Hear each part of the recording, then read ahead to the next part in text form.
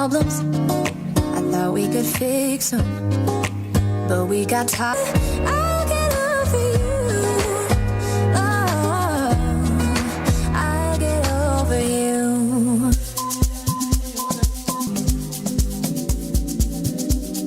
Delilah, Delilah, why you wanna break me so? I can tell you've been mixing from the sign you've been given. You're so dangerous. Have you played enough? Don't be straight up. Don't be waking up. Fine, fine girl, she want me. Give her my love, only. Till my love, she got me. She do me that, she do me. Fine, fine girl, she want me. Give her my love, only. Till my love, she got me. She do me that, she do me. Delilah, Delilah, why you wanna bring me so? Delilah, Delilah, why you wanna break me so? Delilah, Delilah, why you wanna break me so? Delilah, Delilah, why you wanna break me so?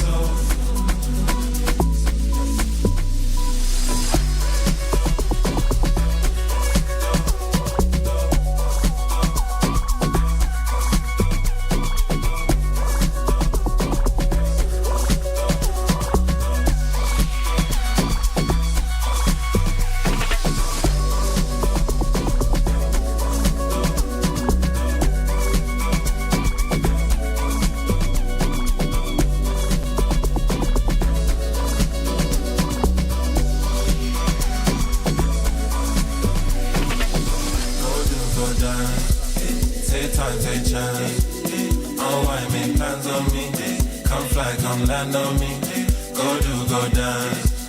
Take time, take chance. Oh, I make plans on me. Come fly, come land on me. Go do, go dance. Take time, take chance. Oh, I make plans on me. Come fly, come land on me. Go do, go dance. Take time, take chance. Oh, I make plans on me. Come fly, come land on me. Delilah,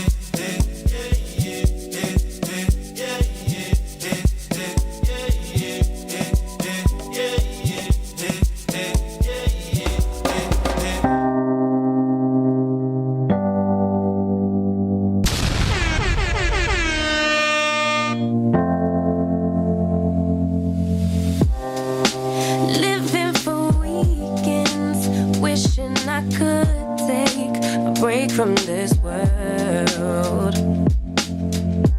Running on a hamster wheel, but searching for something I can't feel. I just wanna be a lost girl and fly. Take a breath, feel my wings spread, levitate above the ground and make eye contact with clouds. Now I'm rising, I'm soaring above it all. I just wanna be free. Finally, I wanna be free.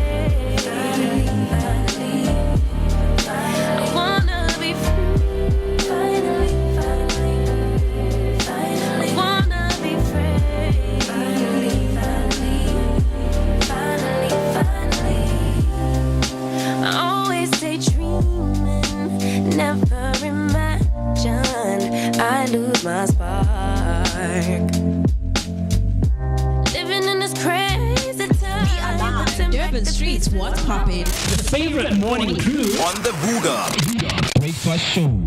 Let's go. What's up, fam? You chilling with your boy Moeketsi, my man, aka Max for maximum temperature. I am the son of Mother Nature. Let's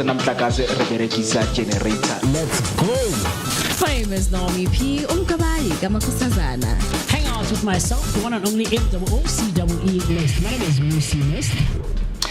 Of course, it's another beautiful Thursday morning right here on the Vooka Breakfast Show, the 2nd of July 2026. Of course, if you are tuning in, get ready for that energetic start to your day, accompanied by a daily dose of positivity. Of course, we have a lot to unpack with you this morning, and I'm happy and excited to be with you as we're going to be, hanging out up until the hour 10 o'clock. I hope that you guys connect with us across all social media platforms.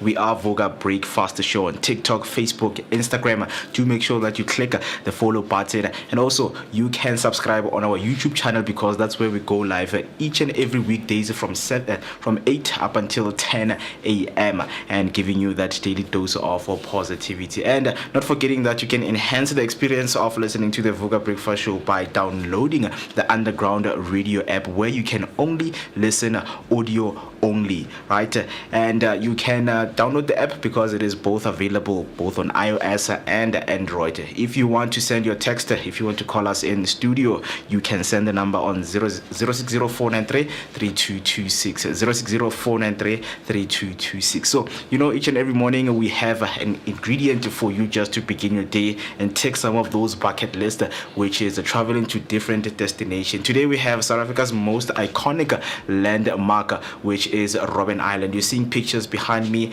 and you are asking yourself, what is behind Robben Island? So Robben Island, we know that it is located off the coast of Cape Town. It is one of South Africa's most iconic cultural and historical landmarks. For centuries, it served as a place of banishment, imprisonment, and isolation.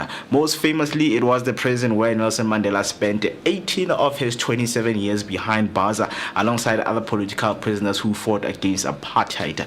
Today, Robben Island is a UNESCO World Heritage Site, symbolizing resilience, freedom, and reconciliation. Guided tours, often led by former inmates, provide powerful insight into the island's history, its harsh conditions, and the triumph of the human spirit over oppression. So that's what we have for you this morning, which is Robben Island. If, of course, you get your time or your spare time, you can go to Robben Island together with your friends and family and just enjoy the history that the island has. So that's what we have for you this morning in terms of your picture of the day. For now, I want you to not switch the dial, because we will be back for your latest news and sports headlines. So don't go anywhere.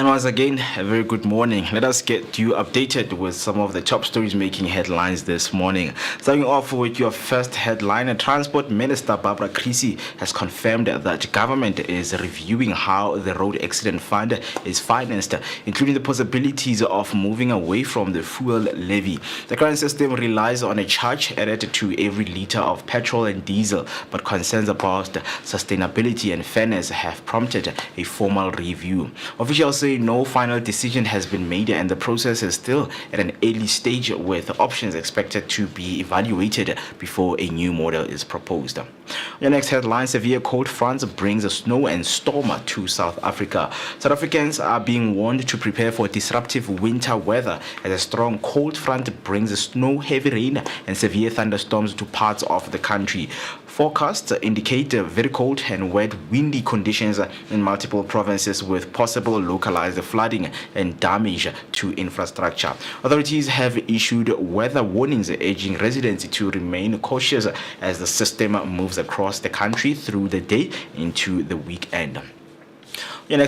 On the next headline, 153 arrested in KZN during the protest, unrest and looting. Police in KwaZulu-Natal have arrested 153 people following unrest linked to protest over illegal immigration. While many demonstrations remained peaceful, authorities say some individuals exploited the situation to commit crimes including looting, public violence and business robbery. Nationally, more than 900 arrests were made across several provinces, with law enforcement maintaining that the situation remains under control despite isolated incidents of unrest. That's all for your news headlines. Heading over to your sports news, starting off with rugby news. Springbok urged to deliver statement at Ellis Park. The Springbok are under pressure to produce a dominant performance against England at Ellis Park, with expectations high after recent displays. The clash is seen as an opportunity for South Africa to reassert their authority and send a clear message to rivals. With home support behind the team is being challenged to raise their intensity, improve execution and prove they remain one of the world's top rugby sides. On the football news, Bafana received a hero's welcome after historic World Cup run. Bafana returned home to a jubilant reception after their remarkable FIFA World Cup campaign, which captured the nation's attention. Fans and officials gathered to celebrate the team's achievement, marking a significant milestone in South Africa's football. The squad performance has been praised for inspiring unity and pride, with hopes that the success will build momentum for the future of the national team. On your women cricket news, Voldevat confident ahead of the T20 World Cup semi-final. Proteas captain Laura says she remains confident despite a dip in form as South Africa prepare for a crucial T20 World Cup semi-final in England. She insists she has not lost her batting ability and is focused on delivering when it matters most. With a place in the final at stake, Voldevat leadership and performance will be key to guiding the team through the high-pressure encounter. That's all we have for your news and sports headlines. If you want to share any of your thoughts regarding these news, you can send us your voice note on 0604933226 or use the hashtag Vooka Breakfast Show. For now, let's take a short break and then we'll be back with your market rates and your latest weather update.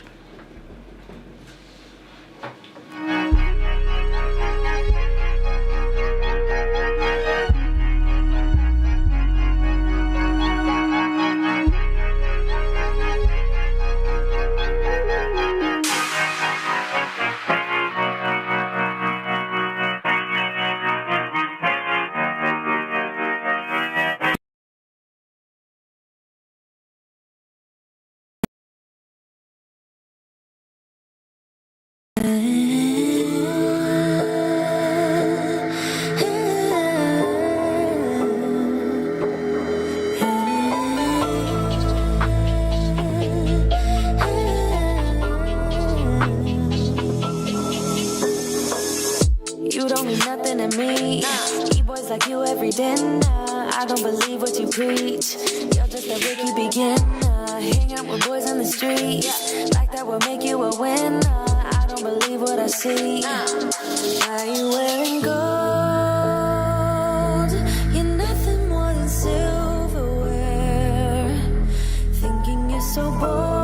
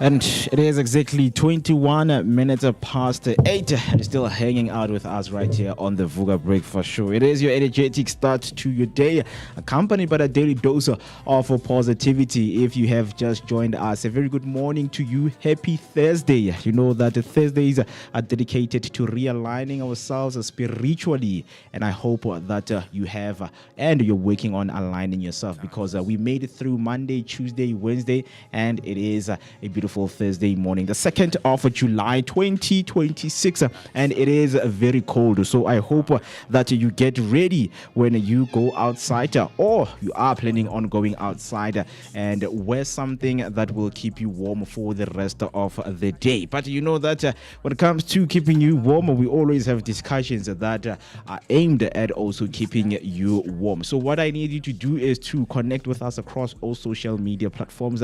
We have Vooka Breakfast Show, but right now we are live both on Underground and YouTube. If you haven't subscribed on YouTube, please do so by clicking the subscription button and the notification button, so that whenever we go live, you will be notified that your best breakfast team is ready to kickstart your beautiful mornings, right? And then not forgetting that you can also download the Underground Radio app, which is both available on iOS and Android, just to enhance the experience of listening to the Vooka Breakfast Show. That's what we give you each and every weekday from Monday to Friday from 8 to 10, right? And I have a WhatsApp line that is open for calls and for voice notes, or maybe you want to send us a picture of how you are looking on this beautiful morning, or how weather is looking like where you are currently right now. You can send that picture, or you can dial the number 0604933226. That's 0604933226. My name is Moeketsi, my man. I'm happy and excited to be with you throughout the day, and of course I can't wait to have those interesting, thought-provoking conversations and engagements that I need you to give me your thoughts by using the hashtag Vooka Breakfast Show. But with that being said, let's just get into what you need to expect when you go out. In some of these cities, this is how the weather is looking like. If you are currently in Johannesburg, we're experiencing 10 degrees Celsius with some scattered clouds. If you're in Cape Town, it's 9 degrees with scattered clouds. Also in Durban, it's 19 degrees with a few clouds.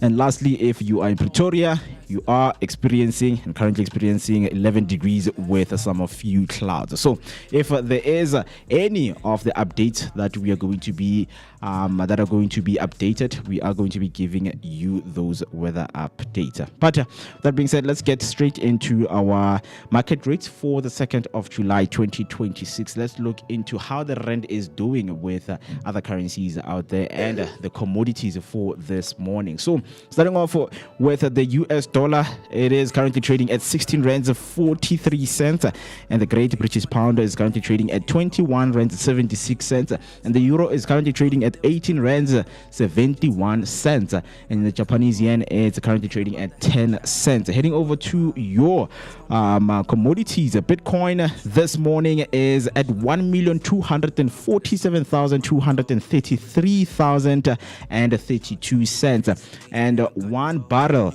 of Brent crude oil will cost you 1,548 cents. And then gold is currently at 43,468 and 77 cents. So that's what we have for you this morning on the 2nd of July. More updates, you will get them tomorrow morning, same time, same place, right here. So just getting deeper into the matters of this Thursday morning. I see some of the comments were coming through right there. Miss Q locking it in on the Vooka Breakfast Show, saying good morning Vooka Breakfast team, hope you guys are well. Hashtag Sivugile, hashtag Vooka Breakfast team, hashtag happy spiritual Thursday to all. So everyone who's watching, happy Thursday. Hope that you guys are doing good and looking forward to this morning. And you know that we are not always alone, making sure that we keep you warm. Joining me right here on the table is Mr. B. How's it going, my good sir? Yes, sir. We never roll alone. We're always rolling squad deep. Yeah. Right. Doing good. Happy Thursday, guys. This morning, my daughter says, is it raining outside? I said, no. She said it's raining. Yeah. She's asking, is it raining outside? I said, no. right? Yeah. And then when I stepped out, I'm like, hey man, it's gonna rain. It's And looking then I'm like like, it's going to rain, yeah. I think maybe she's a seer, or she picks up, isn't it?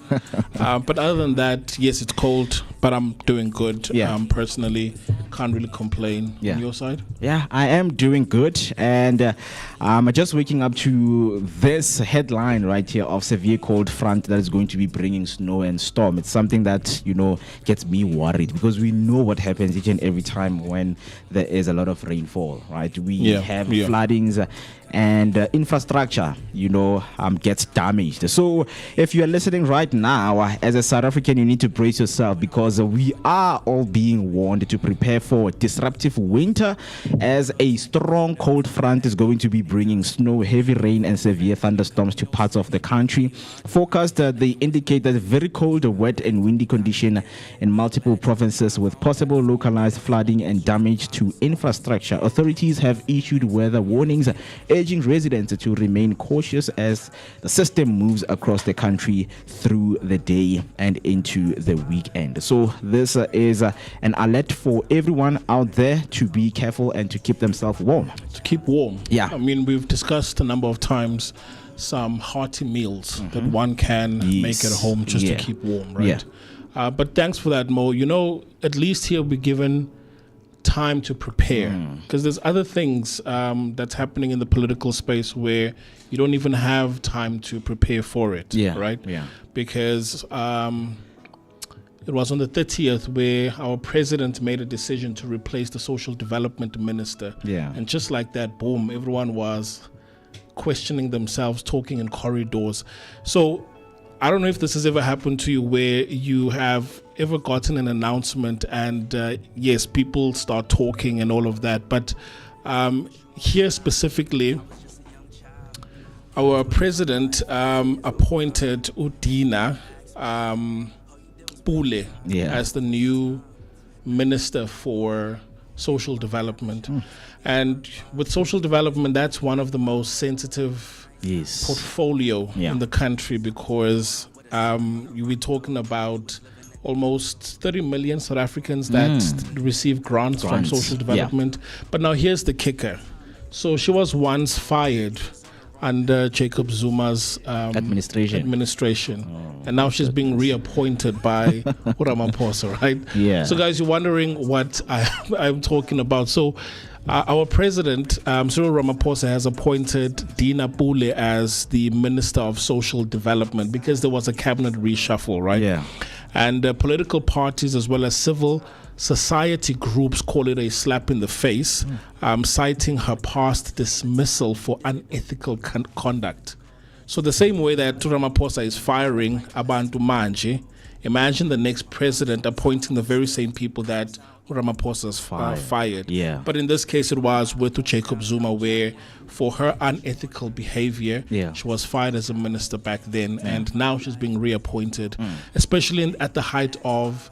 But guys, you say you want to curb corruption in the country, and then here you go, you appoint someone that was fired. Yeah. It's like saying, hey, what's your criminal record? And then we find out, Guti, you've got a record. Yeah. It's like, it's fine, I'll hire you anyway.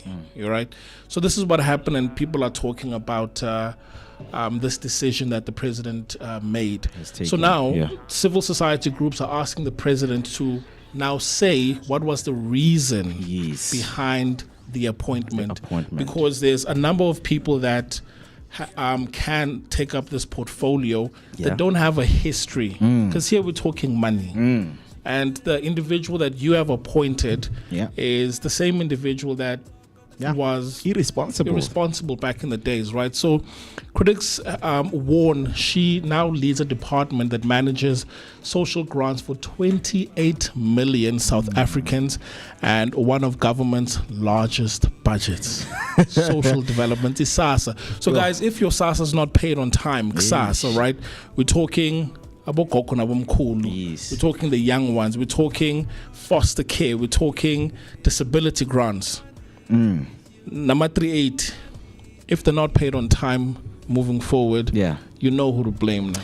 I mean, we're talking like technological advancement. I don't know how old she is, but born 1960, so she's 66 this year. 66. Yeah, Understand? yeah. And now you are put into a portfolio whereby you're dealing with sensitive things. People want to receive their money on time. Understand? Yeah. So we've seen that SASSA is moving to online applications whereby a lot of people can now apply online, and sometimes you see that the system crashes. And do we trust her to put the right people to do the job so that the system can flow and the system can improve also? Where do I click?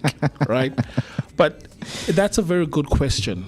In as far as, again, where's the confidence in appointing much younger individuals that understand the pain of what it's like to maybe not even receive your grant on time, or even apply but then be declined, because there are civil society groups like E-Corruption Watch that says that the appointment does not invite confidence and demands transparency in procurement. Why did you appoint this individual? Tell us. Answer and then tell us. But already they're starting to rally, Oguti, she must be removed. So as much as you've made the appointment, but they're lobbying together, and also the DA in this case condemns the move, saying the portfolio requires impeccable credentials. 28 million beneficiaries that this portfolio of social development is handling, so including action essays. So it calls it proof that the ANC is scrapping the bottom of the barrel. Meaning like aksana bantu. You know this individual is corrupt, but was once fired, and then you reappoint the same person. And then at the same time, there's also a shuffle that's taking place, but then Usenzo Mkhunu is still there, ANC, but it's like, I mean, he's suspended ngapha, but then you still keep him this side, and then yes, you're doing a cabinet reshuffle, but then he's still there. People are still there. I mean, it means to the eyes of the public, if there's a three of us, it's me, you, Kanye, and you are the Minister of Finance. I'm the Minister of Agriculture. Kanye is the Minister of Basic Education. If something happens, they're like, hey man, I don't think you're doing well in the finance, so let's take you to basic education. So it's like, do these people have qualification for everything, for each and every portfolio in the department? Because those are the questions that we ask. Angie came from basic education to now being defense. Guys, sorry. So I think that politicians are not stupid, and as it is a game, everyone has something behind you. Like there's a history that people keep to say, Mr. President, like you cannot take me like all together.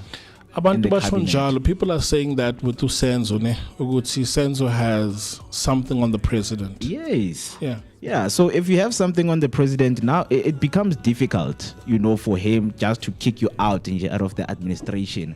So they need to reshuffle you so that maybe the department that they are going to hand you over to, it's for you to lay low. If we put you go agriculture, it's for us to say lay low a little bit.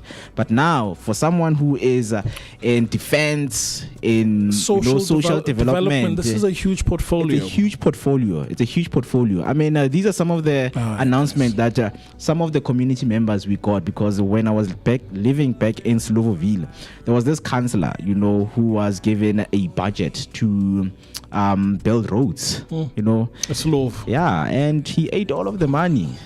He ate all of the money to a point that they replaced him with another councillor who built a hospital, a primary school, and built roads. And then he was brought back again. And you're asking yourself, wait, the one that ate the money? Yes. Guys. So they brought in someone who would do the work, and then after she has done the work, they kicked her out, and then they brought back the old councillor who, did not do things the way they were supposed to be done. So there's so many questions you ask, and you're like, guys, how is this possible? Because we know this is a corrupt individual. How are you bringing this person back? What does he have? It says a lot about you. Yes. Now. But here's the kicker mode. Do you know, Guti, the ANC, the Women's League, they back Kupule, insisting she will serve with dedication. I mean, I feel like she'll be dedicated towards doing who she is. Yeah. And because this happened in 2013, when she was fired by Jacob Zuma, 2013, right? Yeah. So unless mhlawumbe she came out and said, vele kusona, and I've changed, I'm sorry, but I think for these kinds of portfolios, there's no second chance. Yeah. Kunezinye izinto in life where once you've messed up, like it's gone, it's chai, it's gone. But Mo, there are different perspectives. Where people look at this thing, and some feel that the one view is that the leadership isn't always about popularity. Yeah. That's what maybe Ramaphosa might say. It's about making decisions you believe are right, even if they're unpopular. Yeah. No.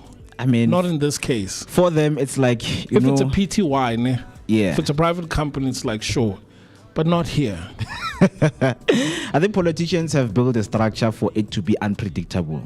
Because people always predict who is going to be the next president, who's going to be the next finance minister. So for the sake of peace and for the sake of to keep people talking and have journalism strong, asking questions, let's do the unpredictability. Let's do something that people won't predict. Let's take someone from agriculture and make them minister of finance.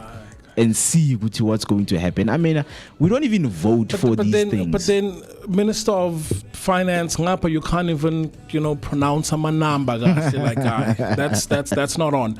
But this is what happened on the 30th of June when Ramaphosa was shuffling people, and he brought back someone. Like this reminds me of wrestling back then, where Vince McMahon would bring in Abantu. It's like, what? But anyway, also another thing that happened I saw yesterday, which I sent you a tweet. Yeah. I think, Kanye, you'll show it as soon as it pops up on the screen, where the Secretary General Figile posted something about Jacinta, right? Yeah. And there's two things about this picture. First one is your command of English, right? And I'll let the Vooka Nation see if they can spot the error. Yeah. Right? It's in the grammar, number one. Yeah. But number two, it's like, hey, guys, people are back, they're firing shots back at him. But when are you busy focused on this? ANC is falling apart, but... it's like you're beefing, basically. Exactly. Yeah. Exactly, right? Yeah. So I sent it to your WhatsApp. So, or should I forward it to the studio line, right? I tried to open it on my phone, and this ex of mine is giving me problems. But, another one that shocked me in the reshuffle is the Minister of Higher Education. There's this guy, Kasim. I think he's Islam, if I'm not mistaken, right?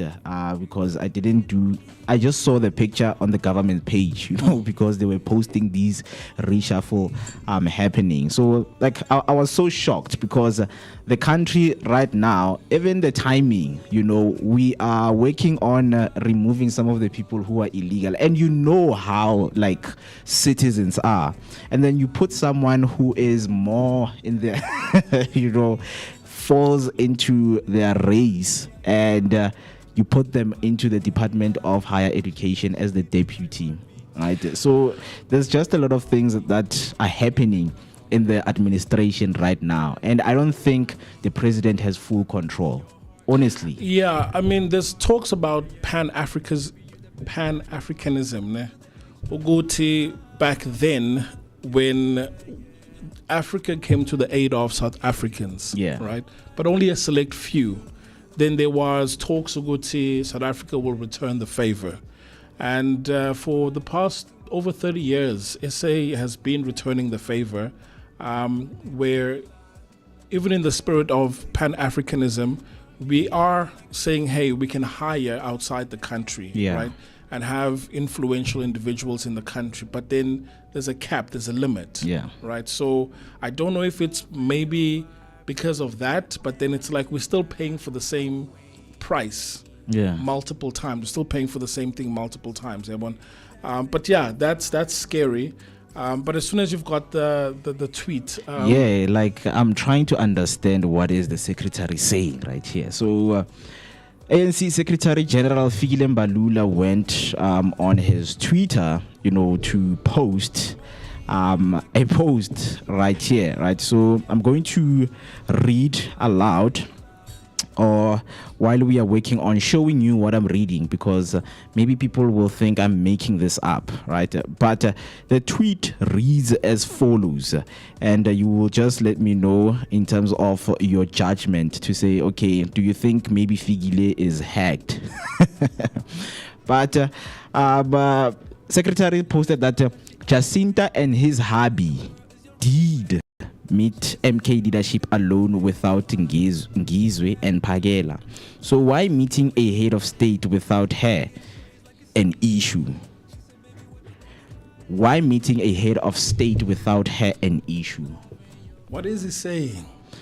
Without her, and like you actually need to take time. I'm feeling like he was typing this a walk, like he's walking. Autocorrect. He's walking and then he's typing it and then we are posting. I mean, look, this is a verified X account. Yes, account. So it comes from him, and we have seen that he has been commenting on some of the things that have been happening, in terms of the protest, the march and march. So it's clearly his account. Yeah, so here, Iti Jacinta and his hubby. Okay.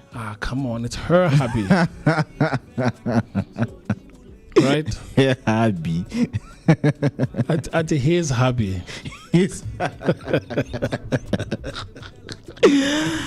Whole Secretary General. Please show it to people because you know what, a Secretary General, they hold the secrets, information ANC. They're more like the custodian, right? Jacinta and his hubby. And then also, when it comes to capitalization, when you refer to, Abantu, be respectful, man. Put some capital letters wherever you need to put it. Without her an issue, like what's the last one? So why meeting a head of state without her an issue? What are you saying, Figgy? Clearly there's something that he was trying to say, but yeah, we all have those moments. Anyway. I mean, as there's a certain title that you hold that allows you to read properly some of the things that you text or that you are trying to post. Like, you have to go through grammar checks 17 times to make sure. Well, then why don't you hire your own secretary? Hire your own secretary to proofread his intro before you send them out. But some of the comments, man, that came out, from this, like, they were just shocking, because I think Jabantu Nababa more. Yeah. Because they were just firing shots and back at him. Yeah. I mean, it's something that it's expected. It's expected, and I see that with those perspectives, we know that people will always comment and have something to say, right? But another perspective is that public trust is fragile, and once people feel unheard, it's hard to win them back. And I think also people need to be given a chance, maybe to voice out who they want, to be appointed as a certain minister in the portfolio, to say, guys, can you please put Ulona, and if not, explain to us why this person cannot be the minister of this and this and this. Or before making that decision, put forward something that it's similar to a bill. Because a bill, you put it forward, people discuss it, and then once agreed upon, it becomes an act. Yeah. I think the same is true, Noguti. Hey, I'm thinking of appointing Udina.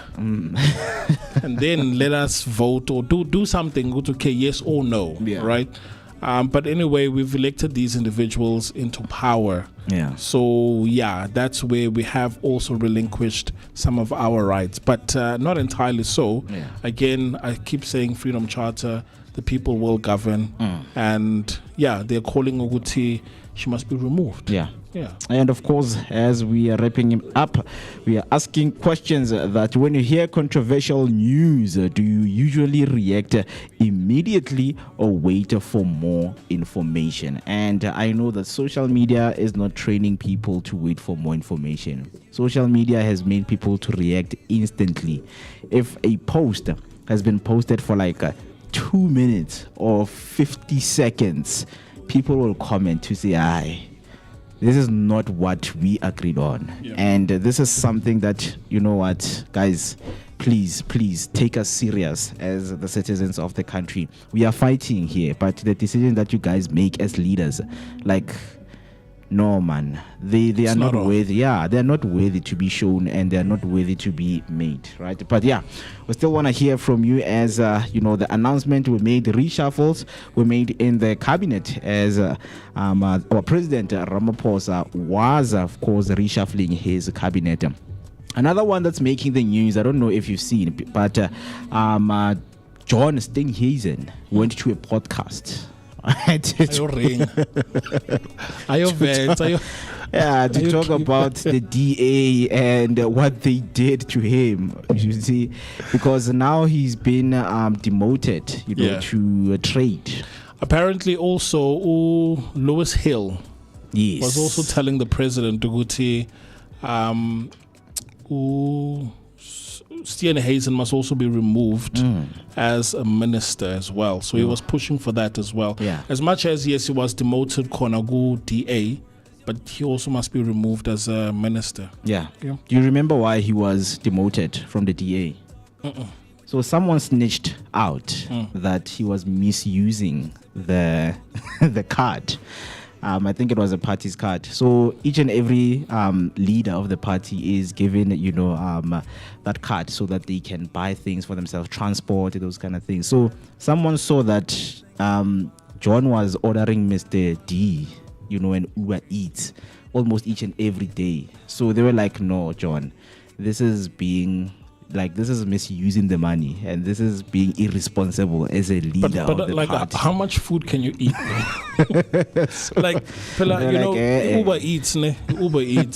Let's say he spends 200 or 300 rand a day. Yeah. Right. That's 1,500 rand a week. That's 6,000 rand a month on Uber Eats. Yep. So do you think, Njewena, this calls for Moeketsi, he must be demoted for 6,000 rand a month? Yeah, we're talking the DA. You are misusing the money. No, okay, I agree. But what I'm saying is it's a case of, hey, come through for a hearing. Ne? Yeah. And then after that, it's like, stop using the company. Yeah. So it is a company. Stop using the party's card to buy Mr. D. It's financial mismanagement. For the fact that you went cassis and you bought yourself chicken dust, you were not supposed to do that. Yeah, that 60 rand could have helped someone or could have helped the team within the party. Yeah, but a man must eat, man. Not like how John did. But yeah, that's some of the things that are taking place right there. We still want to hear. So in that podcast, it talks about that. So I haven't watched, but I saw, that he went on a podcast. So the title, it was like, John, went to this podcast to discuss why he was removed as the leader of the DA. You see, what's interesting for me is that you would find politicians speaking ill about my podcast, and 100% they do have freedom of speech to say, Moeketsi, these podcasts, they must be regulated and all of that.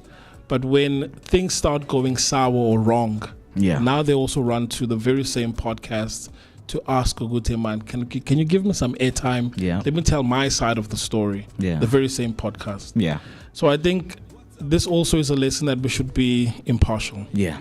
Yeah, interesting. As we are, of course, wrapping it up at the end of the day, what carries more weight, it's the intention behind the decision or the reaction it creates. So we still want to hear from you. What are your thoughts? Hashtag Vooka Breakfast Show is the hashtag that you need to use. I see some of the comments were coming through. Z Elizabeth saying a very good yet gloomy morning, everyone. Hope all is well. Sivugile, and want to wish the Vooka Breakfast Show team and Underground Radio DBN a blessed morning. Hashtag Vooka Breakfast Show. A very good morning to you, Z. And then she's like, happy Thursday, spiritual alignment Thursday. Happy episode 297 road, heading to 300 episode in the next 3 days, which is, I think we're going to make it in Tuesday. Tuesday is going to be our episode number 300. So to us, of course, and of course, it has been made possible by you guys, and thank you so much. But before, of course, as we are wrapping this up, we're going to be getting into your hot take. Yeah, right. Yeah. This one infuriates me. Yeah. It upsets me big time. So I'm at the shop yesterday, yeah, and I'm waiting for my turn to buy, and then there's a kid. That says Ngicela Masavana 10. How old is this kid? A kid less than 10 or 10. But still a minor nonetheless, right? Yeah. It's not, because I then asked this boy, utufuna yini ata Masavana, right? Because there are 3 stakeholders here. Yeah. There's the kid, uthunyiwe, because if akamameli uzolalapi, uzodlani, right? And then there's the parent, and then there's the shop owner, right? So out of those 3 stakeholders, I'll give pardon to the kid, because umdana.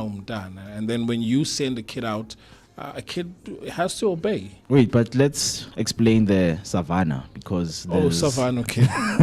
There's that one that people consume. Oh, not that. Okay. No, I said a store, because I was queuing. Yeah. If people are thinking that's savannah, like the drink, how now you at the liquor store with a 10-year-old. Yeah. So my hot take is that parents, adults, uncles, please stop sending your kids or a kid to buy items that are deemed for adults. Yeah. Right. So we're talking alcohol, we're talking cigarettes, habli, or anything, man, that is just for adults. For adults. Stop sending kids to go buy those things. Yeah. Because this boy bought 10 of them. So they had to give him in a box, because keep a box. But you know, the more I thought about it, I'm like, okay, there's 3 stakeholders. Number one, it's the kid, but there's the parent. But why would you do that? Because ikusasa, when the child becomes curious, then you wonder, right? Because ikusasa, it will be a case of they've, taken the cigarette, gave it to you, and then tomorrow they also explore what it's like to have a lit cigarette. Yeah. Right? And then the other stakeholder, which is my shops, guys. This is where my contention is. Let us make it a norm that as a shop, do not sell cigarettes to a minor. Yeah. So I think growing up, being part of, the community and seeing some of the things happen, is that I know that some of them, they're not doing it willingly. But you will find that there is a relationship, between someone who's owning the store or the liquor store, whatever that it is. They have a relationship with the parents, And I remember, growing up in Slovo, there was this guy who was selling alcohol, Sam. Sam, to a point that if he wants his money, he would go to your house. And he gets there peacefully. Hey, unjani man. Hey, the money that you promised me, man, it's good. And Nami, as this young one, I'm seeing Tasem. So Tasem is greeting me. We are playing nicely to a point that when Tasem now recognizes me each and every time in the street, he greets me to a point that my dad is able to call Tasem and say, Tasem, kitlo fang wana 10 rand. ranta kopa o mo fe ntho e so. Right. Understand? So there are parents who enable that behavior. Sharp. So the phone call will happen once or twice, ne? Yeah. But the third time, the kid just shows up. They just show up and then buy niggas or whatever they need to give the kid. But here's the kicker. So a child that's 10, 11, it's like, okay, they probably won't smoke. Yeah. But imagine at the age of 13, because you've been seeing this kid and you know to tengelo babakhe or mama or whoever, right? And then you don't even ask questions. That's no ngicela masavanai too. Yeah. Do you know, when as the shop owner, do you know ukuthi who's the cigarette for? When are you thinking it's for Yes, an elderly person, an elderly, right? Yeah. But then they at that age where I started high school when I was 13. Yeah, so they're at that age where they start experimenting, where they start buying like a bohabli and stuff, and then they start advancing into other things like cigarettes and other forms of. I mean, these kids, they even use their parents' name to buy things for themselves. To say, funa, 10, amasavana 10, and then you're like, aibo, awakabad, like, yeah, my dad. Guess what? The boy said, like, my cigarettes, it's for my mom. And then he just turns around the corner, bam. Yeah. Right. So we also enabling this thing. Yes, the behavior. Where, as the shop owner, it has to be a rule. Look, if you are a minor, you can't buy cigarettes. Yeah. And I think this is a law we once had, but it's like because it's one of those things that cannot be regulated. Or it's like, man, I know you, but I'll just send my son to come through as hotel. And this was at night. Yeah. So as soon as we parted ways, I came all the way and I walked up and I to the shop. Yeah. And this kid is buying but you should be at home. So as a parent, when a puma, if you want to go buy booze or whatnot, puma for yourself until your child is of age. Yeah. But Nalap, I still don't recommend it nonetheless. But after your child is 18 and above, and maybe you've had the talk with them, then maybe, just maybe. But I was really upset as parents, adults, stop sending kids to go buy. And then I think, let me take it a step further. Ne? So you've bought the alcohol, you've bought the cigarettes, it's corners, it's endlin. Don't send your child to go to no, or do it yourself. So other parents will come and say, just to defend themselves in those kind of statements and say, no, this child is still young. They don't understand what they're doing. Right? And there's also a struggle of, these behaviors, changing behaviors when you are at your house or in front of kids, because we still have parents who still smoke in front of kids, who still drink in front of kids, because they're like, no, they're still young, they don't understand. But that kids are curious, and that thing is going to grow up with them. I always saw dad smoking something, and it felt good. And because obviously not everyone maumbona magabhemu yakhohlela, and then you're like, aye, that's a no-go area. But there's a cool factor to it. Yeah, so it's just smoke to them. It's like, Dad, I also want to blow out smoke out of my mouth, not understanding that it comes with side effects and those kind of things. So it's crazy, but I've seen a kid like literally so. What are you thinking? Like this keep on, Because for Bona, if let's say they hear that cigarettes is a coping mechanism for stress, it's like stressed. It's can I get over. A cigarette? You know what I mean? But that's my hot take, Vooka Nation. I really don't like that. I've seen when driving, there's a car either on my left or right hand side where the windows are closed. The driver is smoking and there's kids in the back seat. I'm sorry guys, let's be considerate, because also secondhand smoking is way dangerous than firsthand, right? Because as a smoker you've got a filter and whatnot, so give these kids a better chance of having a much healthier life, and don't send them to go buy things that are meant for adults. As we are wrapping it up, we also want to hear some of your thoughts, and it is exactly 9 o'clock on the dot. What we're going to do is to take a short break and then come back with your latest news recap on some of the headlines that you missed when we began the show. What's up, fam? Chilling with your boy Moeketsi, my man, aka Max for maximum temperature. I am the son of Mother Nature. Let's go. Famous NommyP, Kamakosazana.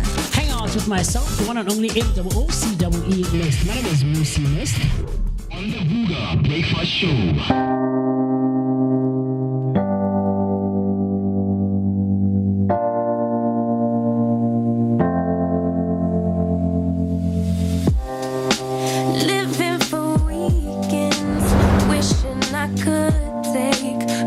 From this world,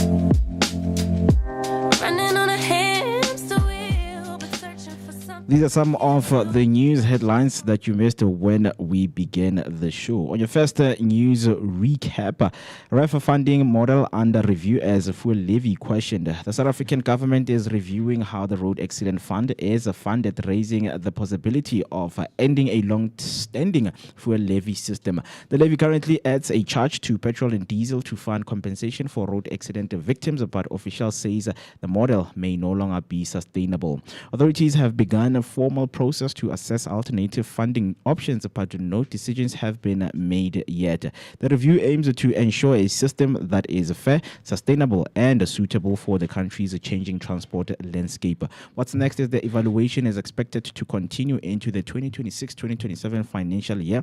Government says the preferred model will be announced after further policy review and consultation with stakeholders.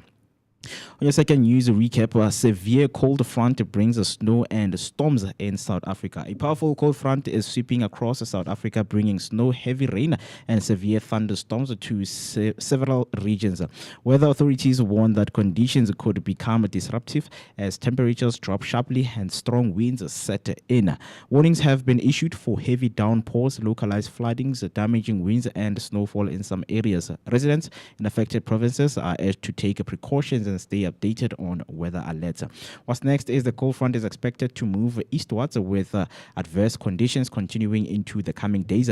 Conditions may gradually improve after the system passes, but further updates will be issued as needed. On your last news recap, 153 arrested in KZN during a protest and looting. Police in KwaZulu-Natal have made 153 arrests following unrest during protests related to illegal immigration. While most demonstrations were peaceful, authorities say some individuals used the situation to engage in criminal activity. Those arrested face charges including looting, public violence, and immigration-related offenses. Nationally, more than 900 people were detained, with the police confirming that most protests remained orderly despite isolated disruptions. What's next is the law enforcement agencies say they will continue monitoring protest activity and maintain a strong presence. Investigations and court proceedings are expected to follow as authorities respond to the ongoing tensions. That's all for your news recap. If you want to share some of your thoughts regarding these news recap, you would use the hashtag Vooka Breakfast Show or send us your voice note on 060-493-3226. And then getting into the conversation that we're about to have right now, which is the gendered planning, right? Because some people don't believe that a party that is planned by men can be a successful one, right? Because there's a lot of things just to look into. I mean, I believe so. I'm going to be on the side that when men plan something, especially a party, you can see. And I don't think things go accordingly. And yes, we can put into comparison to say who's better when it comes to planning, women or men. Well, men I think the real question is who has the time to plan a party. But let's just say, we all have the time to do that, right? Yeah. I don't know, Mo, because in terms of attention to detail, it's been said that women have the neck for it, right? But I do think, Oguti, it's just that we haven't been given the opportunity, but I believe so. Yeah. So The gendered planning paradox, party planning done by men. Can fathers pull it off? Have you ever had an experience of seeing someone who is a father pulling a party off for someone, or they themselves planning something for themselves, right? So, on this beautiful Thursday, we are sliding into a debate this morning, and we also want to hear from you, right? Because this has caused more silent arguments in the kitchen than anyone cares to admit. When it's time to plan a child's birthday party, a milestone celebration, or a family gathering, what is the father's actual job? For decades, the unwritten rule has been simple. Mom handles the theme, the colors, the party packs, and the emotional heavy lifting that comes with the party. But while the dad is told, just buy the eyes, pay the vendor, and show up on time. So yeah, I've got some experience with that. So I'm just trying to pull up my daughter's first birthday party. Ne? Okay. Yeah. So I think I was just Mr. Kotongwana. You planned the party. I was involved. So bengu Kotongwana. Financial. I was just that guy, right? But it worked out. I mean, there are some things that I was responsible for. That's because I'm in the industry. So, for example, the theme, not the theme itself, but then the design work, the invitation, that's because I do graphic work and all of that. So I was responsible for that, and it was quite good. So the theme was centered around Moana, right? So as Africans, personally, I did have an input to say, look, I get the theme as a Frozen, I get the theme of the princess, whoever, right? But then can we get something that's more reflective of who we are as well? Yeah. So we looked around, and I'm like, hey, I saw Moana or whatnot. I can't remember if she suggested it, but then I know I'm the one that came forward and said, hey, let's have a character that is also brown skinned. Yeah. Right?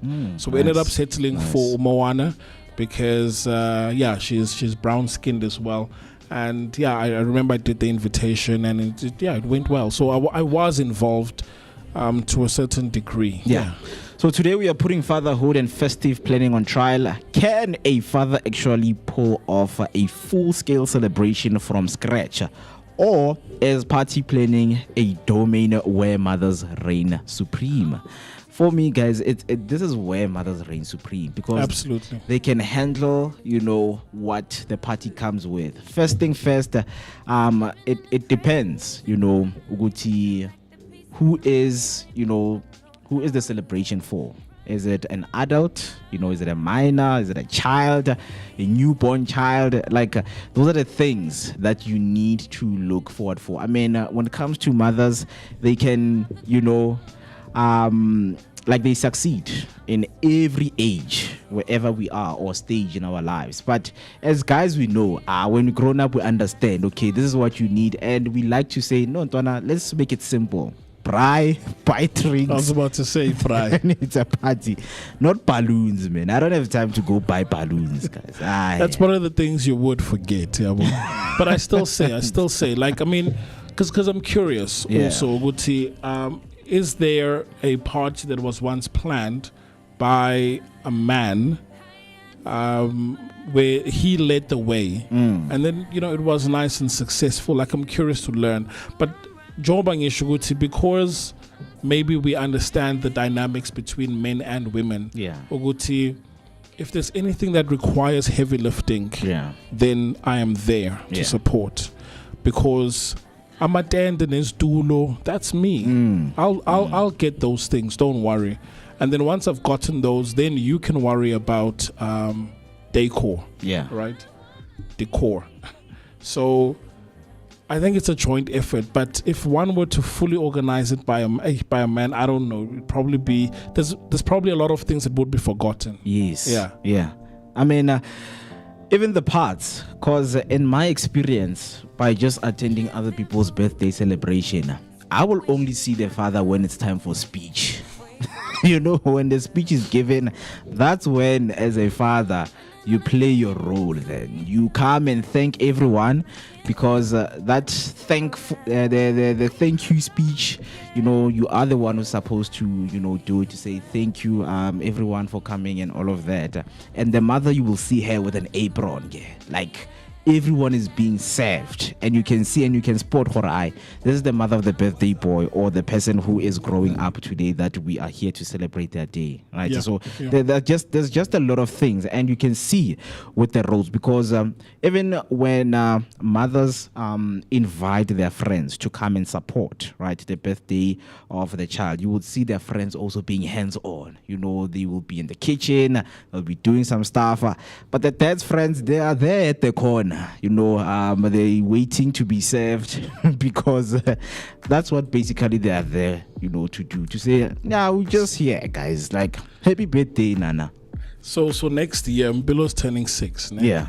And we're looking at doing a party, because she's of that age where she's now going to grade 1. Yeah. Right. So it's a new era. Yeah. Right. It's a new era.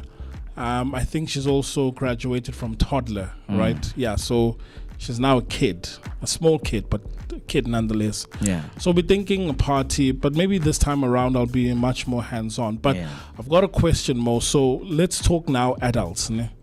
Would you, in your circle of friends, would you appoint a male as a party planner from your friends? Or would you rather go with a female that plans your party? Honestly, I would go with a female. I know my friends. Now I know my friends. First thing first, I know that if I say, guys, my party starts at 3, I know they won't be there at 3. So it's those kind of things that I'm looking out for. But when it comes to organizing, making sure everyone is warm, everyone is, playing their part, I think there are some roles that I'm going to give my friends. Hey, Ntwana, can you please get me this? But planning, I never. I had a chance, but I never. So I've got it's a sad story. Yeah. Well, this one has nothing to do with parties, but weddings. Because a friend of mine got married, and the bride decided to make use of her friends for planning certain things, and things didn't go well, man, to the point where on the wedding day, after my vows and stuff, right? So now we're at the reception. Yeah. So at the reception, Nama didn't know, okay, because I'm part of the groomsmen. Yeah. We've got a table up front, so it's us, the guys and the ladies, and we've got a table for ourselves. And it turns out, Moeketsi, the family of the groom, they were situated at the back. And the action, I can see the newlyweds are sitting in front. Yeah. So my friend was furious. But now he's furious, not at just because the friends are the wedding planners. Yeah. Right? Because I wonder if there was someone that is dedicated towards this thing. It's like, talk to that person. Yeah. But because it's the friends of the bride, there was tension with that. Now my family is sitting right at the back. And this became a thing. Even after the wedding, like it really caused tension. I think Namanje, it's still there, where Spanban is not welcome in our house, right? So there are some parties or events where you could miss a small detail, man. You forgot a ribbon. Yeah. But there are some where it's like, dude, you forgot this one thing. And because of that, you have ruined everything. Yeah. Right? So this is where the fear comes in. If we were to hand over the helm to men to plan a party, and once we forget the important things, then you know what? Where's the cake? You know what I appreciate? You know what I mean? You know what I appreciate with women? Like, women know when to do certain things, right? Because they will say, guys, before we indulge, let's make sure that this is done first. Let's make sure that people have eaten. Abantu basuthi, party packs have been distributed. Everyone is happy. Then we find our own space. Then we indulge. Not when it guys, they come there drunk. No, it's guys that do that. A lot of guys that I know, they would come to your party. They would come there. They are drunk. And they're supposed to do something. Hey, Ntwana, where's this and this? Ntwana, Roma Motomo. I'm telling you. I feel like guys have a thing of, let's get the work out first. Not a lot of guys. Not a lot of guys. Not a lot of guys, honestly. Because abanye, they're like, Ntwana, party starts now. Before it even started, there's no tent. There's no, like, nothing is erected way before the party started. But now you see some, like, guys are there at the corner. They are indulging to a point that when the tent gets here, they are drunk. And so you have delays. So Kanye, when I have you planned a party, and if given the chance, because you once came with your friend here, and he's gay. Yes, they are. Oh, this okay. But who would you assign to plan your 40th next year?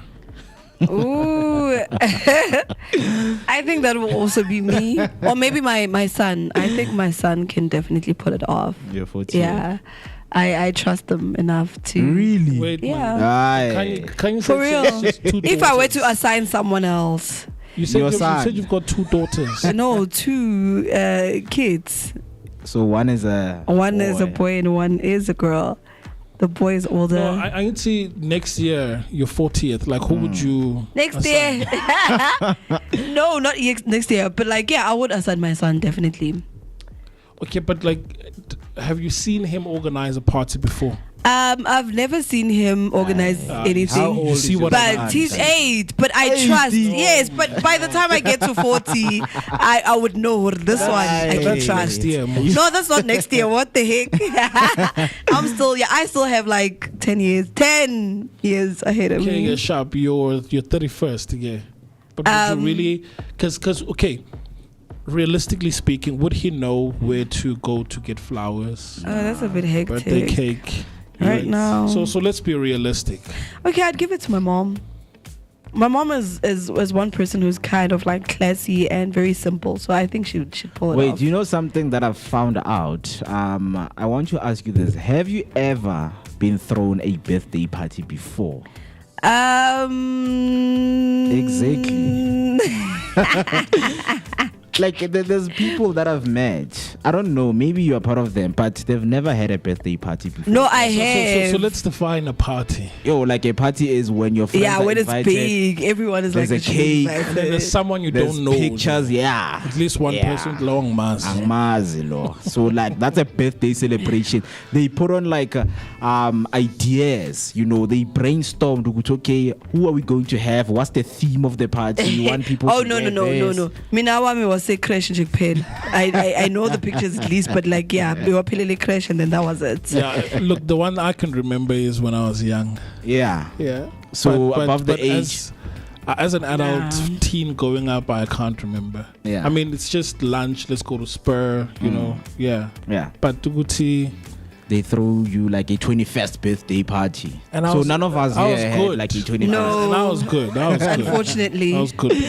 We can't relate. I mean, you know, even the 21st birthday party comes with a lot of pressure. That's why I didn't do one myself. Because my mom was like, you know what, we need to do a birthday celebration for your 21st. Like, just call your close friends. Okay. Call your close friends. It'll be just a small intimate thing. And we will be able to put it off. Because she has pulled, I think, my 1-year birthday and my 7 years.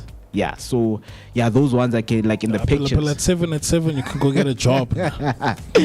Right, so I could see that. When it comes to birthday parties, I can trust my mom. 100%. Like 100%, I can trust my mom. Right, not my brothers. Never. Given the budget, because the budget shouldn't come from the mom, definitely. I think I'd trust my mom if I were to say, Mom, here's the money. Do the most. Yeah. But can I throw a spanner in the works, ne? Because let's say you assign someone, ne? And the individual I'm talking about, Ukani. Because Ukani, you know, she's very proactive when it comes to food here in studio.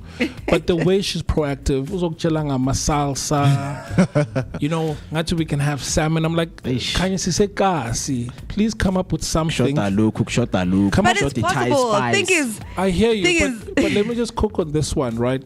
And I'm not. Look, I appreciate the what gesture? Not even the gesture, but like you want us to have good food. The effort that's put you know behind. What I mean? But then it's like what you want to execute, manje, right now, is not feasible. I'm not saying it's not realistic. It's just not feasible at this point, isn't it? So what if you get you assign a party planner where I was like, no, funny helicopter, like land. I'm like, but dude, it's spontaneous. I see where my money is going, Pep. No, if you're talking about helicopters, like I trust you, my guy. You are the right man for the job. No, but what I'm saying is, what do you do then when you've got a planner? Maruk chelang is into good, but dude. Doesn't get up. No, but you can communicate with your planner. I mean, like with such what things, like it's all about what you like. You then tell a planner, I want this, I want that. Their job is to make sure that whatever that you desire is literally going to happen. Why don't you just plan your own party? No, you don't have the time. You probably don't have the time for logistics as well. You know, doing codes and stuff. So you'd rather actually have a planner. You know, sometimes someone who's gonna do everything. When you're invited in parties, you just get there, you bring your presents, and you're not even aware that there's so much effort that's being put, you know, to bring this. I mean, from the carpet, from the chairs, from the deco, from the food, and now when it's time for you to plan, you will see that it's a lot of work. Yeah, it is. Yeah, like it's a lot of things to do and to handle at the same time. So that's why you would need someone who's a party planner. And if they come with those ideas, I think you need to come with an understanding. If you have been to birthday parties, to say, I understand why you want that. What do you call chandelier? Disco light. So there's this baby son, the sitcom, ne? Yeah. Everybody hates Chris, right? So, the father, right? Julius is a hardworking man, right? Yeah. Julius is a hardworking man, and he would always tell the kids, to tell your mama how good the house is. Did you tell your mama? Tell your mama how good the food is, right? So I think that's our job, like at a party where, you know, you give props. You did a good job. Give man. props. Like I like this. Yeah, guys. no, this I love. And then also rally the kids.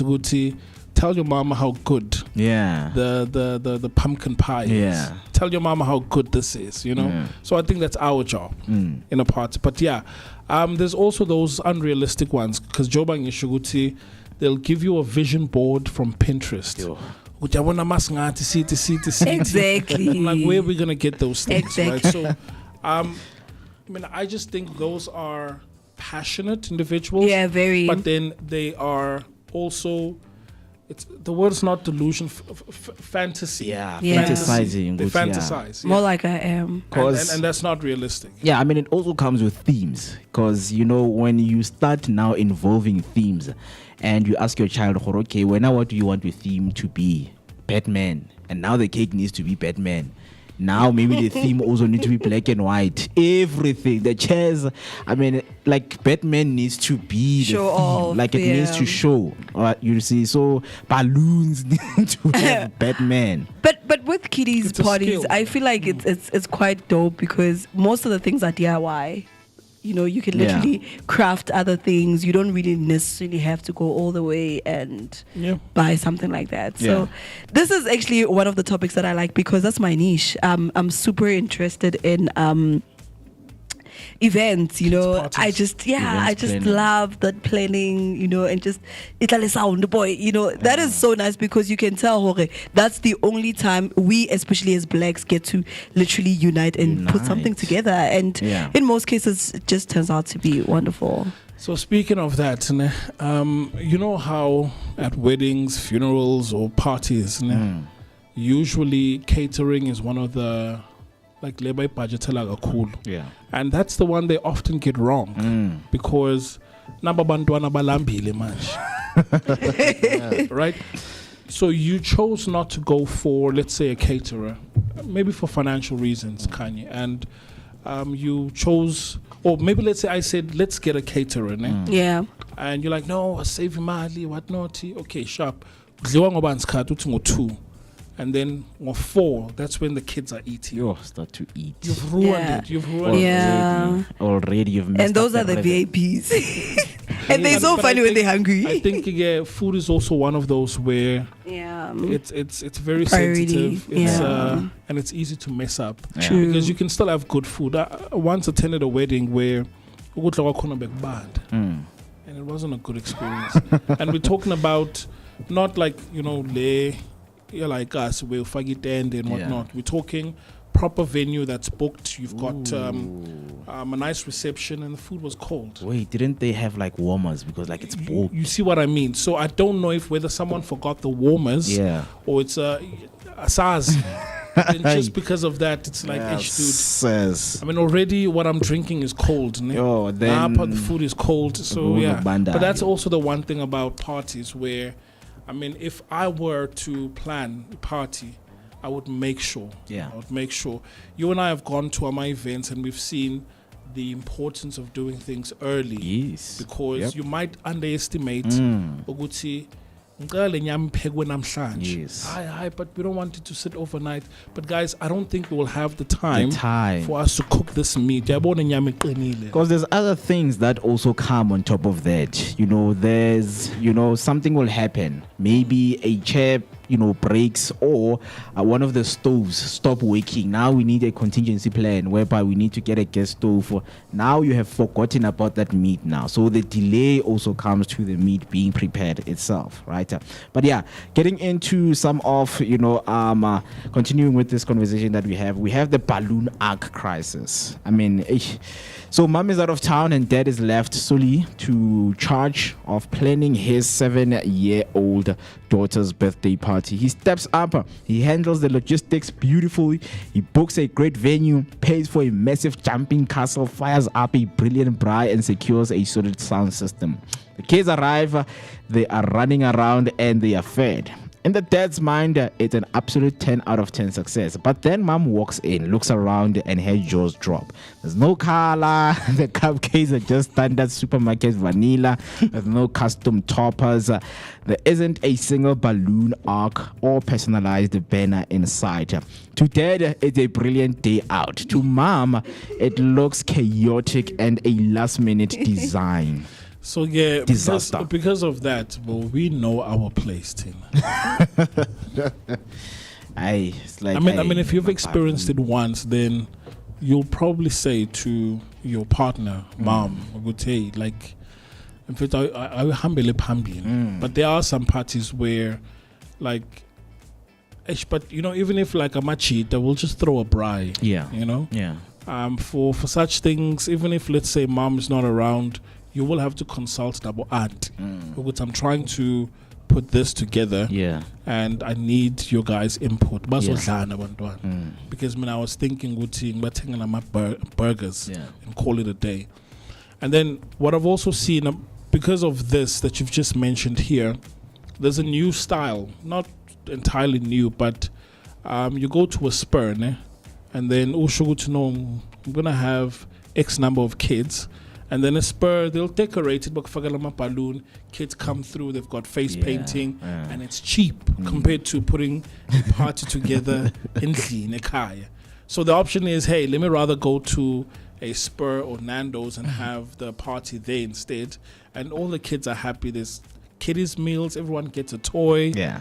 And that's one way of mitigating that issue. Exactly. Yeah. So, of course, there are so many things that we still need to discuss. But what we're going to do right now is just to take a short break. And when we come back, there are some of the interesting things that we have missed, especially on social media and some of the celebrity news that have taken place. So, we're going to be getting into that. But for now, we are still discussing the gendered planning paradox, party planning being done by men. Can fathers pull it off? In your own experience, have you seen a guy or a father pulling a birthday party? It looks perfect, and they have been given a theme of a princess, right? And they will go all out and understand what the child needs and how is the venue or the theme is supposed to look like. So those are some of the things that we want to hear from you. Hashtag Vooka Breakfast Show is the hashtag that you need to use, and to send your voice note to 060-493-3226. That's 060-493-3226. Let us take a short break and then we'll come back after this.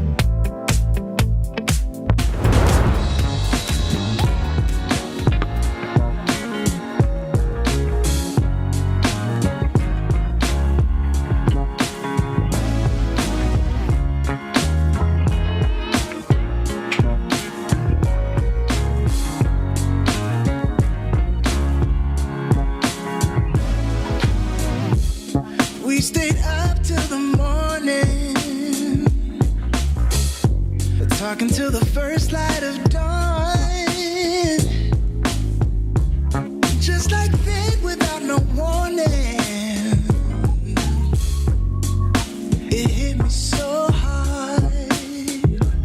Oh, I'm so sorry, girl, I didn't mean to. I done messed it up again. I'm sorry if I crossed the line. What am I supposed to do?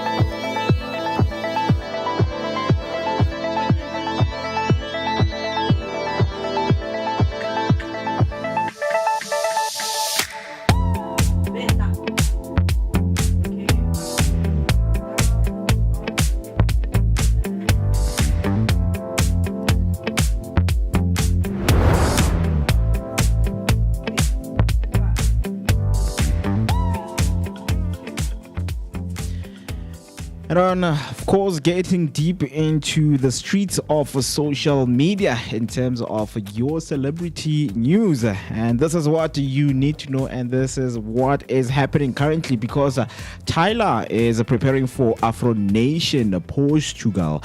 Global superstar Tyler is preparing to perform at the Afro Nation Festival in Portugal as part of her growing international run. The Grammy Award-winning South African artist is building momentum ahead of her upcoming album A-Pop. Her performance is expected to be a major highlight at one of the world's biggest Afrobeat festivals. So what you need to know is that Tyler has rapidly risen on the global stage, becoming a Grammy-winning artist and one of South Africa's biggest music experts. Afro Nation, launched in 2019, has grown into a premier global platform celebrating African music and culture, hosting stars like Burna Boy, Davido, and Teams. This will be her second time performing at the festival, showing her continued growth and strong international demand. What's next is she is expected, of course, to continue her global campaign leading up to the release of A-Pop, using major festival stages to promote new music. Her Afro Nation performance could include unreleased tracks or collaborations, setting the tone for her next musical era. The festival itself will further spotlight African music global influence and expand the reach of artists like Tyler. And then on your next celebrity news, Rachel Kolisi has explained her exit from Kolisi Foundation and her new venture. So she has revealed she left the Kolisi Foundation to launch a new initiative called Falling Forward. She says the decision was driven by a desire to make a faster, more direct impact in communities. A new organization focuses on supporting and amplifying grassroots groups already doing meaningful work. So what you need to know is she has launched a Falling Forward Foundation to collaborate with smaller community organizations rather than create new programs. And what's next is she will focus on growing the Falling Forward Foundation by partnering with grassroots organizations across the country. The initiative is expected to prioritize collaboration, visibility, and faster response to community challenges. It could also reshape how non-profits work together in South Africa by encouraging a more unified and a community-driven approach. So that's what we have, of course, in your social media streets. But we know that there's something that you missed, and you will now know what you missed. Absolutely, Mo. I mean, speaking of Tyler, right?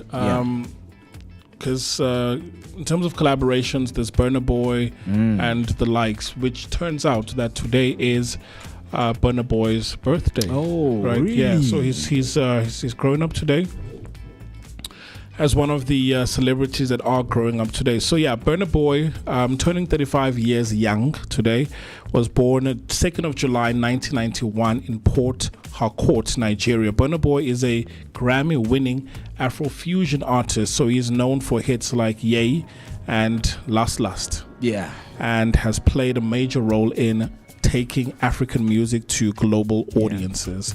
And then another person that we're celebrating today is Lindsay Lohan. She is born on the 2nd of July 1986 in New York, USA. Lindsay Lohan rose to fame as a child star in films like The Parent Trap and Mean Girls. She remains a recognizable figure in pop culture and entertainment. And then the last one is Margot Robbie, which was born today, 1990, in Dalby, Australia. Margot Robbie is an acclaimed actress known for films like Barbie, Tonya, and Wolf of Wall Street. So she is celebrated for her versatility and global impact in film. Right. And then because yesterday we spoke that we have officially hit the halfway mark in terms of the number of days, today it is the 183rd day of the year, and we have 182 days of the year, days remaining until we say goodbye to 2026. And we're at the midpoint season, and again, it's a time to reflect and check in with yourself as to whether have you fulfilled those goals, and are you on the journey of fulfilling those goals. And days that we are observing and celebrating today is World UFO Day, right? UFO, which growing up, it caused a whole lot of stir, because footage of like these flying saucers, but it was blurry. It was always blurry. So World UFO Day encourages curiosity about unidentified flying objects and space phenomena. It commemorates the 1947 Roswell incident and inspires discussions about science, exploration, and the unknown. Alien invasion. I mean, Credo Mutwa says he was abducted by aliens, right? I think that was in a video with David Icke, where it was an interview, but he says that aliens took him to the point where he got physical with those aliens. But I mean, speaking of UFOs, there's a video I once saw about electrostatics, where without any propellers, using electrostatics, you're able to elevate, and this is how it's thought to go to these objects are flying in the air and all of that stuff. But I mean, I don't know why Area 51 is only in the US, or when aliens land, they just land in the US. Why can't they land somewhere here? In Africa, anywhere. Besides Ghana, there's aliens that landed. Or the sighting was spotted in a Zim or a Slove. Aliens are Slove. But years back, funny. We did have a movie called District 9, where we had aliens right here in Mzansi. But that was a movie, right? So. Because Alex like Queen and stuff, so but it was interesting to watch. But District 9, they won awards for that movie, so that was interesting. But another one which I think might appeal to you, Mo, is World Sports Journalist Day. Right? And this day recognizes sports journalists who bring games to life through storytelling. It honors their role in capturing unforgettable sporting moments and shaping how fans engage with sports across the globe. Yeah, it's true. It's true, because I think now if you are someone who's capturing the game, you also become, a journalist who's capturing moments, because we have our own Vino Snaps, who would go around to capture these moments, and just by him posting those pictures, they're able to tell a story of what is going on in that game, who did this and that, right? But the others, the big heads that we are following, people like you, Fabrizio Romano, and Facebook and other social media platform. If you want to know who is making the big moves, who's staying, who's not staying, who's renewing their contracts, they will come and supply the information to the people. And I'm glad that we have our own Lawrence Collar. He's the one who is supplying us with the information on what is going on. If teams are making big moves, big signings, he's the first person that we go to just to verify if this information is, verified information. Yeah, so if he says it, then it's truth. It's true. But educate me and educate the Vooka Nation. So you get your sports presenters. Yeah. So here we're talking journalists, right? Journalists. So the likes of Abo, Carol, Manana. Those are presenters. They're not journalists. So where's the difference? So they did journalism, right? And when Super Sports maybe display their profile, they will write that they are also journalists. So what they do is they would have like features. Outside of presenting, they would have features whereby they sit down with one of the legends or big names, in the football industry or in the sports industry, and have conversations with them. So their level of journalism is in a way of going out and sitting down with these individuals and have interviews, because now we have seen them on the screen. And then they are journaling, in a way. Yeah. So, and then you would have Bo Lawrence Collar. Those ones, like, they have direct contact with some of the individuals in the teams, whether it's a team representative, whether it's a chairman or players themselves. They're able to text Lawrence, hey Lawrence, I've just signed a deal in France, I'm going to play for this team 3 years, it's signed, it's done. Then Lawrence was like, okay, since the deal is finalized, can I now post? And then the player will just give them a hit to say no, it's fine, you can post, and then the news start to make rounds in the social media field. So there's also the commentary, sports commentator, which I think it differs by sports, because when you hear golf, they're very soft. Yeah. And this is how they talk and all of that stuff. Slow, calm. Because you don't want to disturb the peace, right? Exactly. And then you move over to something like gaming. Yeah. Where they... all over. Or even wrestling. Yeah. Right? So, would you say like a sports commentator? Because Nakona, I don't know if they've got a sheet in front of them where there's players, No. But notes would see, the last time that so and so scored a goal, because you need to know these players, right? So, is there some level of journalism even with sports commentators? Oh, there is a very huge one. So, maybe I don't know if we can pull off maybe one of the videos of Peter Drury, because he embodies this and he brings poetry into it, right? Nice. Like he would go to a point of researching about the players, the team history, and when you're listening, you are able to learn about the team. Yeah, you're able to learn about the team while you are watching. You are listening, you are watching, and there's a lot of things that you are learning from the background. So commentators, they vary, because if I am a journalist, I am a presenter, I can just put those things into one thing, and then I will find information. While I'm commentating, I will be able to tell you, but the commentators are not supposed to tell people who are listening information that is not verified. If maybe they've told you that there's a deal that's going to happen, but if it's not official, you're not supposed to talk about it, because you don't know who's listening. And obviously we can record you, right? So like in other words, if there's a signing that happens, because I'd like to think it's a commentator just comments on the game of what's happening. There's a lot but can they in the game say, especially let's say it's a substitute, so and so is now part of the team after being signed from Yeah,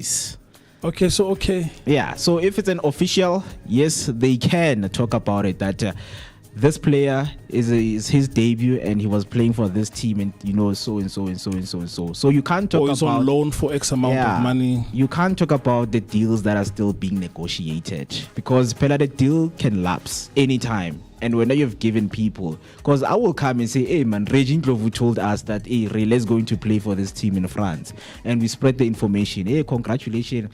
It will also put like a bet and then not land. Yes, like it will do that, and it will taint even the reputation of the broadcasting company as a whole. So they have to be careful of whatever that they're talking, because there's also politics. Sometimes commentators, they lose themselves in the game to talk about the politics that are happening in the clubs, to say the new owner that's coming in, they have a certain share and stake in the club, and they say this live in the game. They say these things live in the game, and this also will brew some of the conflicts with the fans, because the fans want to know. There's fans who are really interested in their teams, to a point that if you say something, so you're saying Bobby Mtaung is doing this. Okay, guys, let's go out. Let's have play cuts. Let's have a protest outside of Kaizer Chiefs in Naturena there, and say, hey, we want this person out because we found out that you are mismanaging the money and the funds inside the team. So it goes deep within. So you have to be careful of what you say. If you are a qualified journalist, then you can do that. Now TikTok is... Everyone is a journalist on TikTok. But I don't know.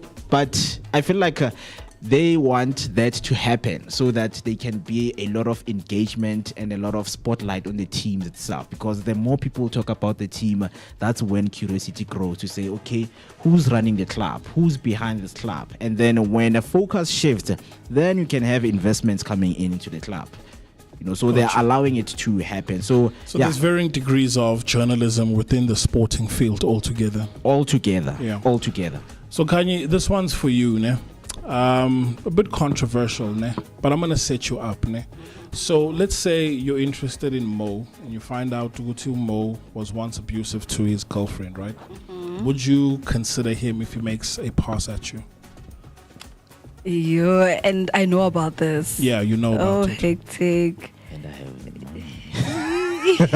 Okay, let's describe Mo's current status that's of living. That's all you need to know. That's all you need to know.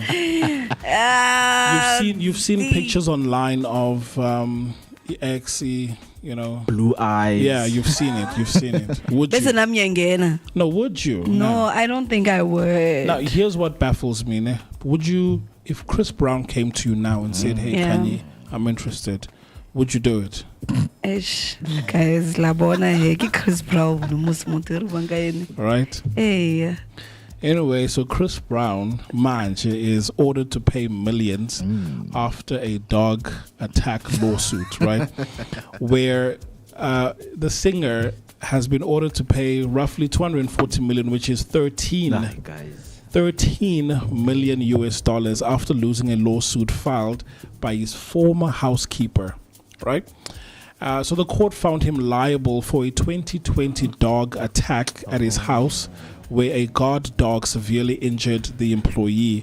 The ruling follows a lengthy legal battle, with the jury concluding negligence on his part. So the victim, which is Maria, was attacked while working at Chris Brown's home in California. So she suffered severe injuries, including permanent scarring, nerve damage, and trauma.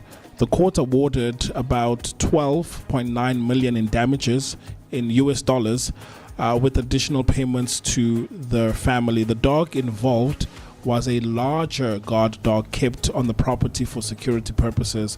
So the ruling centers on negligence, not intentional harm, right? But anyway, the backstory here is that the incident took place in December 2020 at Chris Brown's home, when Maria was attacked while taking out the rubbish. And so it's, if we were to convert it to South African rands, it is approximately 240 million. 240 million. That's a lot of money. Right? But so negligence, I mean, I think if MooCee was here, he'd probably be like, Yabona, that was a seizure, and whatnot.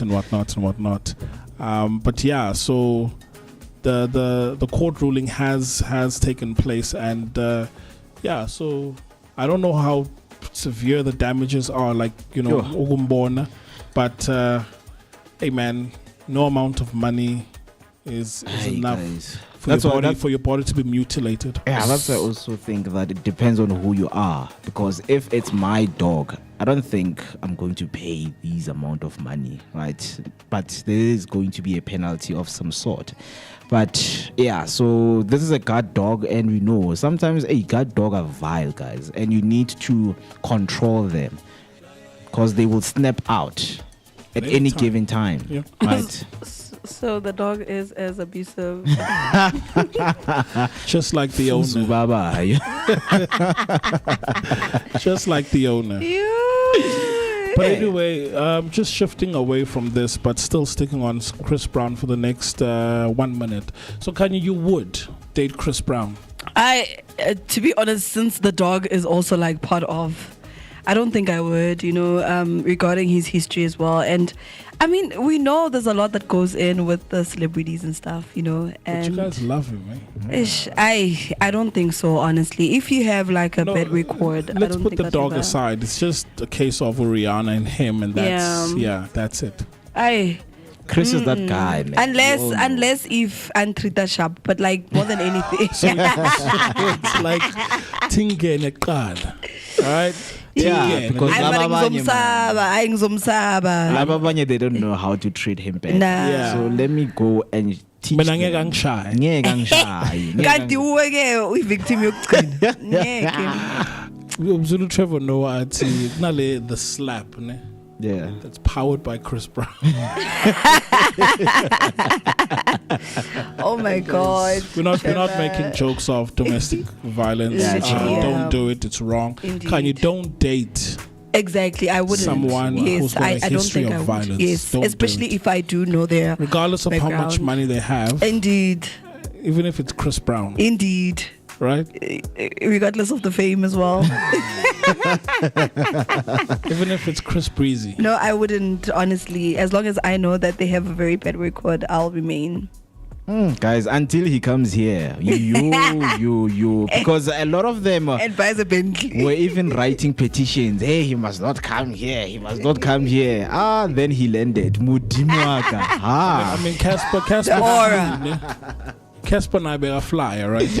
But only when Chris Brown flies. It's like. So I know a story of someone who Chris Brown concert recently. Yeah. You know the person, but you are faint. But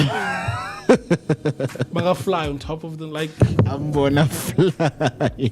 Like I'll tell you the name of the person. Yeah. It's like wait, we're fainter. Yeah. Who's Because that? of Chris Breezy. Anyway, that's that, guys. That's that. We don't support domestic violence. Indeed. None of that stuff. We don't support looting or violence to any human being. Yeah. Yes, you know? yes. Yeah, interesting. But as of course you're about to wrap up, we still want to know your thoughts regarding the gendered planning paradox, petty party planning done by men. Can fathers pull it off? Do you know anyone, or has your father pulled off a great birthday party for you? So my soul did for his daughter. What? Maybe when your father has pulled off a great escape. Oh, my soul bagena guy. My soul phela yes ushaya iphathi no yes sinomhlolo. But my soul has. But also the issue with allowing a certain type of persons to plan the party. Yeah. Is that the party ends up being about them. Guys, leyo mntana.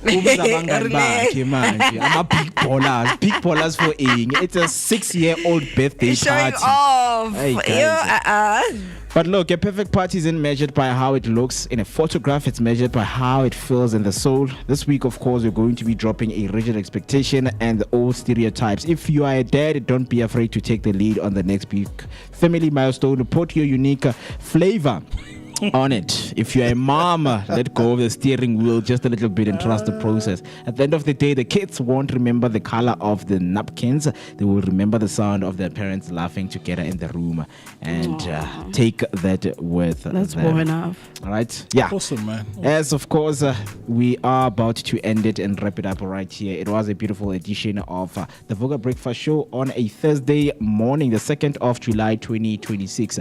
Not forgetting that you can follow us across all social media platforms. We are Vooka Breakfast Show, and download the Underground Radio app to enhance your experience of listening to the Vooka Breakfast Show. From me and the team, till we see you guys tomorrow, same time, same place. Take care of yourself, stay warm, and enjoy the rest of your Thursday morning. Bye. Yes, sir. Adios, amigo.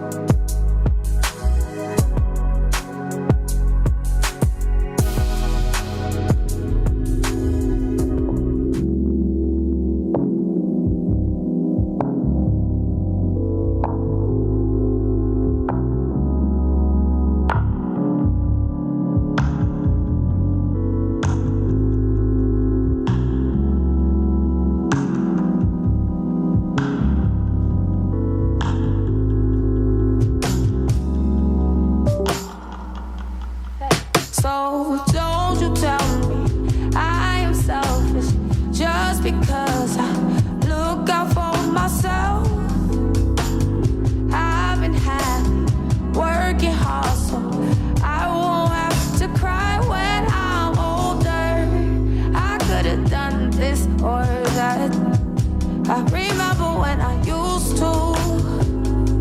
Don't do it 'cause it doesn't work. I'd rather tell her, shoot your shots. I did it, so I know you got this. We're all living what we manifest. You'll get your dreams, just do your best. So don't you tell me I am helpless just because I'm searching for myself. I've been working hard just so I can say I told you so. I told you so.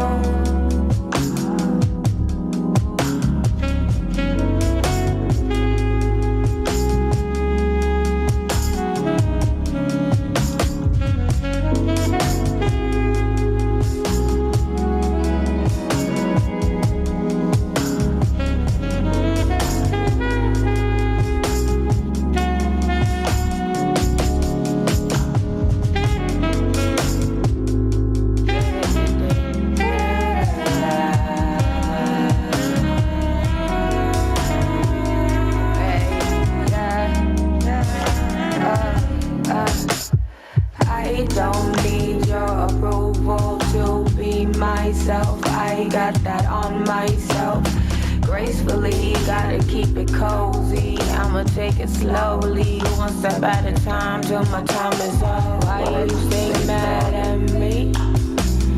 We gon' make mistakes, we gon' disagree. Are you so proud of me? If you just wait and see, you gon' rise. So don't